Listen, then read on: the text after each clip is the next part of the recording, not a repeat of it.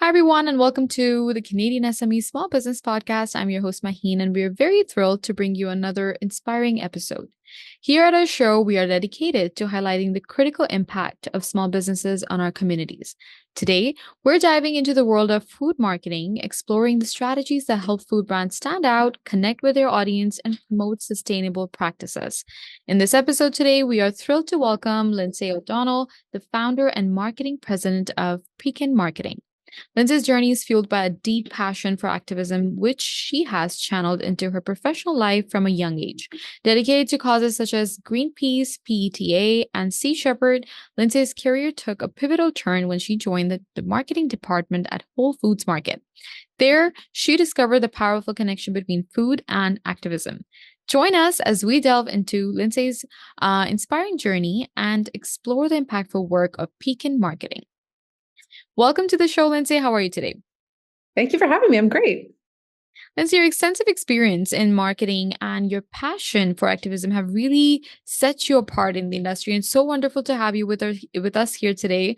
We're excited to learn more about your journey and the incredible work that you're doing at Piquant Marketing. Let's begin by really understanding one of the key aspects of successful marketing, which is to understand your brand's why.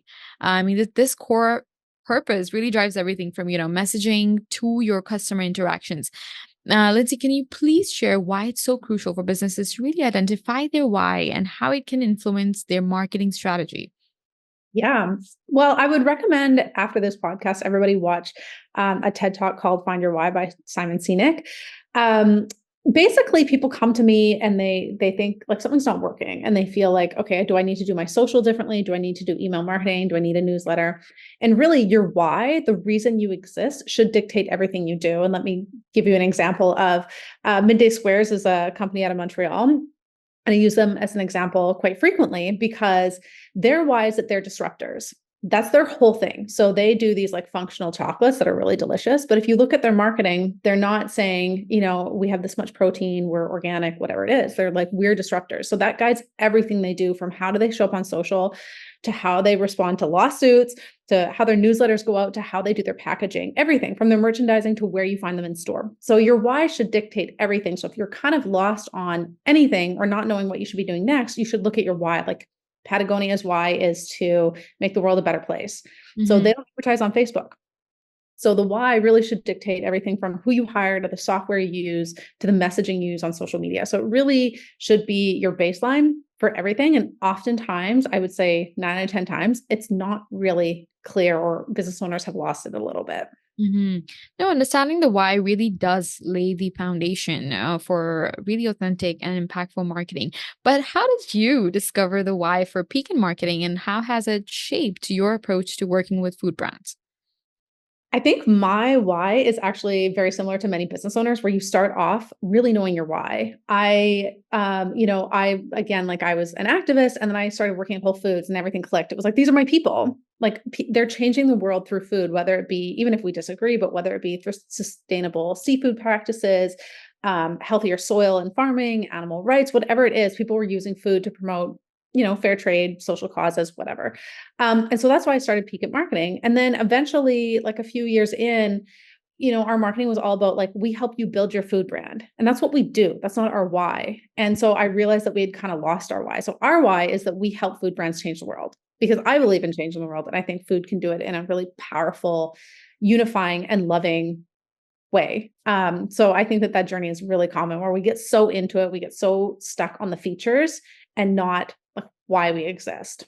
Mm-hmm. No, you're absolutely right. It's so crucial for every business owner to really understand the why behind their business. I mean, knowing your brand's voice is something that can, set you apart and can truly elevate your marketing strategy.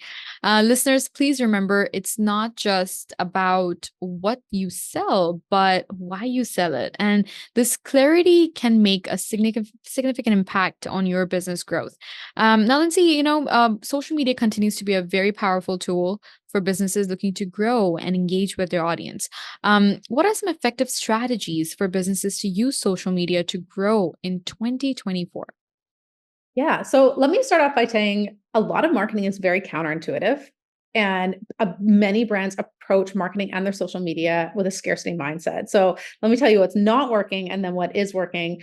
What's not working is treating your social media like a flyer or a sales newspaper. A lot of brands feel the scarcity where it's like with every post, I have to tell people my product is 30 cents off, or that it's like, organic and all of these things. That's not working. People are tuning out and it feels very selfish. It's like being at a party and someone nonstop trying to sell you on a timeshare.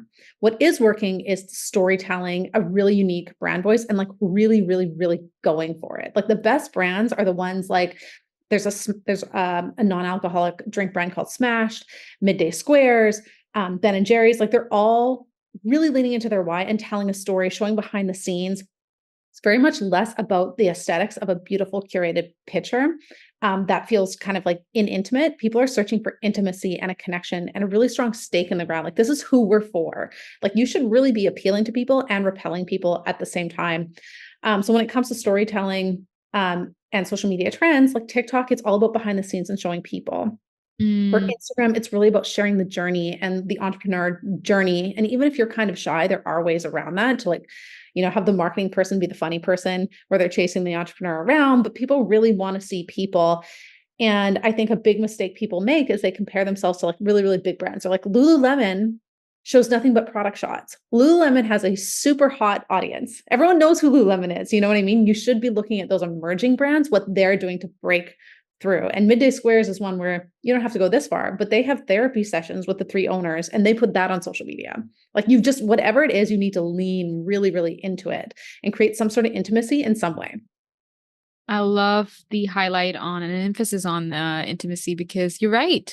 Leveraging social media effectively can really truly transform a business's reach and engagement. And listeners, please, social media is more than just a tool for communication. It's really a powerful platform for growth. So as we look ahead to 2024, leveraging social media effectively can help you reach new heights, from engaging content to strategic ad campaigns to being intimate. There's a lot of potential to look and to unlock. So take notes and get ready to transform your social media presence.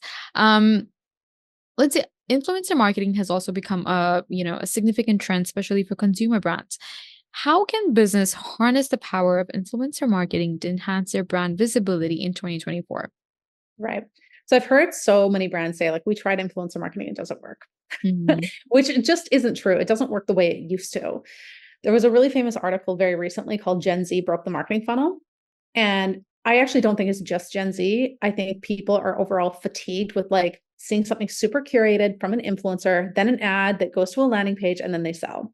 What they're saying is working now for Gen Z, but also I think for everybody, is a holistic and natural and organic relationship. So look at like Air One, which is a retailer out in LA. They're constantly using like the biggest influencers to sell their smoothies. What they'll do is they'll have like Sabrina Carpenter come in and make like a custom smoothie, then she promotes it. It's a little bit more integrated. So when you're working with influencers, there's a few key things I want you to do. It needs to really fit. I think consistency is key too. Like what I prefer is working with influencers over and over and allowing them to have them feedback and say, whether it be the content creation or it's a collaborative product, like it has to really, really make sense. And then you really want to stretch that content. So for a lot of small brands, just doing one off isn't going to work. You want to work with them consistently. And then you want to use that influencer content in ads. Those are the best performing ads that we have. So when you're looking at influencer marketing, it's less so like, this is a really big influencer. We're going to pay the money to mention our product. Actually, I would prefer to look at like some smaller influencers, or if it's a big influencer, but like how can we work with them continually and make this more of a partnership? It's more work, but you will be getting more out of it than simply like finding someone online that has a big audience that mentions you once. No, it's a great point that you put across, that you need to create an authentic connection with your influencer. But what should businesses really look for when they choose influencers to represent their brand? Yeah. So the best way to find an influencer is somebody who's already a fan. I did a branding for a supplement company once, and they had this amazing product that had changed people's lives. I think it was iron or something that like was really powerful. And so they asked us to find influencers that would like have the same experience. And I can tell you that for months, we just like never were able to duplicate it because you can't find somebody try and have them identify a problem and then solve it for them. So Right. the best things you can do is to find people that are already fans. And sometimes you've like tapped your network if you're really small. So here's a small checklist of things that we look for when we're looking at an influencer. For one, like look at their engagement rate. If they have a really, really high number of followers and a really low engagement, like it should be about 1%. Smaller influencers should be higher. So if they have something like really high, a really high followers with low engagement, I'm thinking something's up. Like maybe they bought followers or they did a ton of giveaways back in the day and they built up their audience. Mhm. And that audience isn't engaged. Another thing I really look at is like the comments and the reach. So if the comments don't really make sense, they could be using a bot. Like if it's just like a bunch of like it feels really informal and impersonal, people aren't really leaving comments, they're not really engaging, then I'm sort of suspect of that. So if Mhm. they have a really great audience, like a good following, but the reach and engagement is great, that's awesome. The other couple things I want to look for is have they promoted products before and how frequently have they? And I don't want like anything too extreme on either end. If somebody is always promoting product, I kind of call them like a professional couponer. Like they exist to try and make money from partnerships, which is Right. not the worst thing in the world, but I think my product's going to get lost. I don't think this is going to be a great partnership. They never, ever, ever promote products. I don't think their audience is primed to take recommendations. Right. So, I think that would be in addition to brands or influencers that, they have like an audience that's similar to yours. They have similar interests. But the final thing is I'll say is like, I really, really like unexpected collaborations, whether it be Mhm. influencers or brands. Like I think something where you can really catch people off guard is really the best. It's not like a necessarily an influencer collaboration, but like Kate Spade did a collaboration with Heinz ketchup, where they did like purses that looked like Heinz ketchup, and then they had a little pocket for like a Heinz ketchup pack. And I think Right. that's so cute. And That you would is think effective. like, Yes, very yeah, good. yeah. So I would say like look for something a little unexpected. Try to do something unexpected. That can work really well too. No, the right influencer partnerships, they can create authentic connections within themselves and expand the brand's reach. Let's kind of look at some challenges in marketing too, because marketing in food industry comes with its unique set of challenges and opportunities. Let's see, what are some of the biggest challenges food brands face in their marketing efforts and how can they overcome them? I would say the biggest challenge in food marketing and probably most markets is it's so noisy and crowded. It's Mm, really, really hard. Like every niche is saturated. Like even if you have and even in that sense, like I've worked with brands that are like drinks or kombuchas. There's a million kombuchas. How do you break the noise? Or if you're a supplement like spirulina, maybe you're like a brand new supplement, like this new superfood, then you have to educate people. So you have to bust through the noise. That is the most difficult thing. I always say like try and find your fanatics first. So I've seen this so many times where it's like brands, get a distributor, they get in a bunch of stores and they're just not able to build that momentum. It really does work better if you're able to do events consistently or farmers market and build fanatics that are then able to identify you on the shelf and recommend you.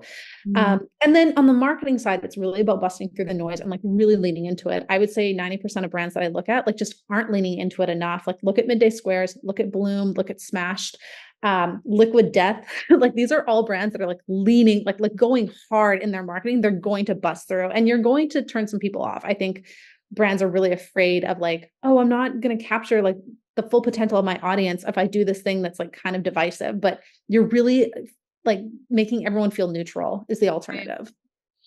No, overcoming these challenges can lead to significant growth and brand loyalty as well. Um, but as we look ahead, Lindsay, the landscape of food marketing continues to evolve. What trends do you see shaping the food future of food marketing, and how can businesses really prepare for these changes? Yeah, I mean, I personally have felt like for a while there's going to be a big change in retail. I think that what I'm hearing from my food businesses, I'm doing a lot of research right now, is that it's so expensive to be in retail and there's so many steps. Mhm. And so I do think that we're going to see an emergence of like independent retailers or new partnerships or direct to consumer, whether that be like an Amazon, but just for groceries. I think that we're at a tipping point where a lot of food brands are finding rising costs, new operations and new systems really, really challenging. And so I do think that we're like at the tipping point of something really, really big. In terms of marketing, it really is about intimacy. So I think we're going to be going back to the days like when Vega got really big, they would like personally send customers like customized gifts, thank you notes. Like I think that we really need to get back to that like personalization and people are really looking for that, even though it seems like I want to build an audience of millions. Why am I writing thank you notes to like 10 people? I Right. keep coming back to them because they're doing so well, but Midday Square still has their mom write thank you notes to online orders. So I think the Aw. intimacy, yeah, people are really craving it. They really are. No, staying ahead of trends like these, ensures that businesses remain very relevant and competitive in the market.